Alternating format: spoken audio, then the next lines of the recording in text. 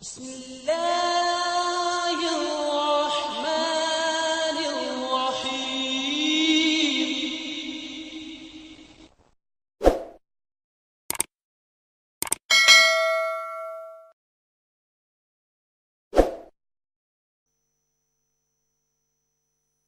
اسلام سے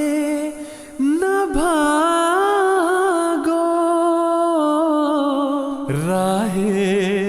خدا یہی ہے۔ اے سونے والو جاگو، شمس الضحیٰ یہی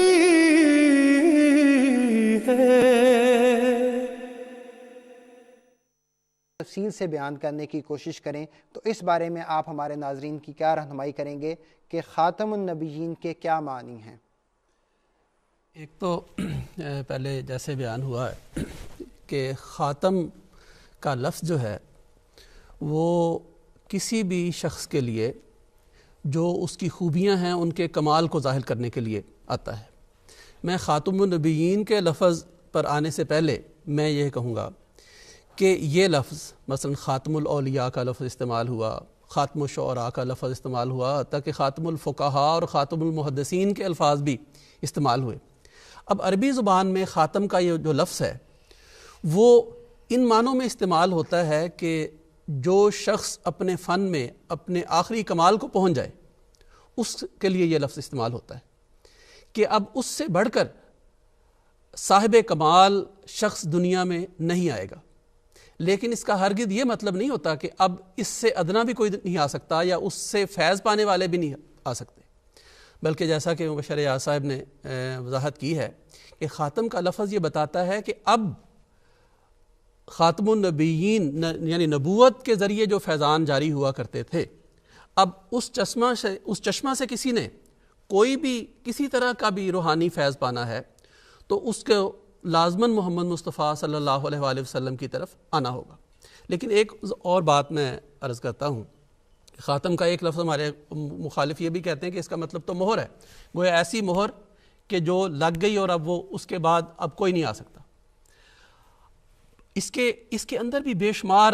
معنی پنہا ہے۔ میں صرف ایک بات کو بیان کروں گا کہ محمد مصطفیٰ صلی اللہ علیہ وآلہ وسلم صرف گزشتہ آنے والوں کے لیے ہی فیضان کا چشمہ نہیں جاری کر رہے، بلکہ آپ نے پہلے انبیاء کو بھی ایسا فیضان پہنچایا ہے، اور یہ بات حضرت مسیح موعود علیہ السلام مرزا غلام احمد قادیانی علیہ السلام نے اپنی کتب میں اس طرح بیان فرمائی ہے۔ آپ کا ایک فکرہ بڑا زبردست ہے، فرمایا کہ اگر محمد مصطفیٰ صلی اللہ علیہ وآلہ وسلم دنیا میں نہ آئے ہوتے تو نہ ابراہیم کی صداقت ثابت ہو سکتی تھی، نہ موسیٰ علیہ السلام کی صداقت ثابت ہو سکتی تھی، نہ عیسیٰ علیہ السلام کی صداقت ثابت ہو سکتی تھی۔ اگر قرآن کو ایک طرف رکھ دیا جائے اور محمد مصطفیٰ صلی اللہ علیہ وآلہ وسلم نے گزشتہ انبیاء کے جو مقامات بیان کیے اور ان کو اپنی امت کے اندر جاری کیا، اگر ان کو ایک طرف رکھ کے دیکھیں اور صرف تورات اور انجیل کی روشنی میں ذرا گزشتہ انبیاء کو پڑھ کے دیکھیں، آپ کسی ایک نبی کو بھی پوری طرح کامل انسان نہیں ثابت کر سکتے، طرح طرح کے الزامات ان پر لگتے ہیں۔ تو خاتم کا مطلب دراصل یہ ہے کہ محمد مصطفیٰ صلی اللہ علیہ وسلم نے تصدیق کر دی